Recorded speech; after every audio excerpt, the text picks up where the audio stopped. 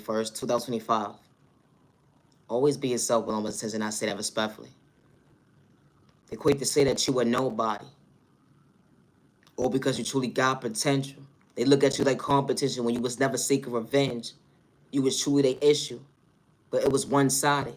They didn't know how to comprehend at the end of the day, stay in their lane. They needed validation to be authentic, what they didn't have within. They tried to shortchange you when it came to your mental health, so they had to plot against you with a hate train. You wasn't getting discouraged when it came to their lives, their intuition. Hold on one second, they made their own mistake. Unconditional love, they didn't have it within them. Being your authentic self never had to gather a hate train. You understood a blessing. It wasn't a curse to end day. Choosing yourself, the best self-vision of yourself. You ain't had to dibble and dabble with spell work. You ain't had to pay this person, pay that person, gang stalk nobody. Folks walked into your life to act like they would truly love you, let them respect you. But you understood at the end of the day, God allowed you to let it go. God was showing you a flow when it comes to unconditional love, choosing yourself. Even when folks try to cause confusion, they like to disturb your peace.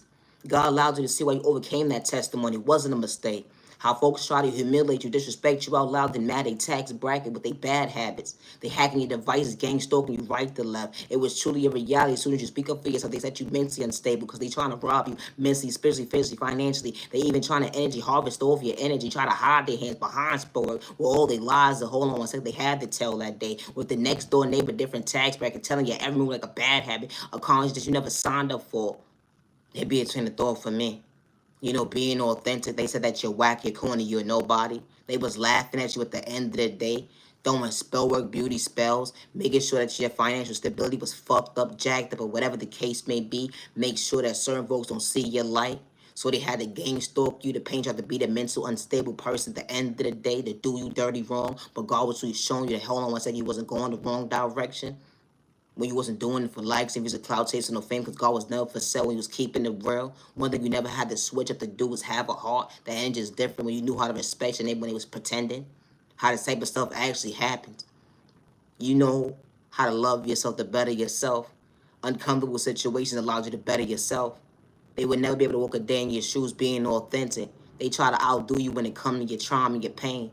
But it was never a mind game at the end of the day, overcoming what you've been through that day in the most healthiest way. Because it allowed you to feel that while you looked in the mirror today, to love yourself, to better yourself, you matter, you're worthy.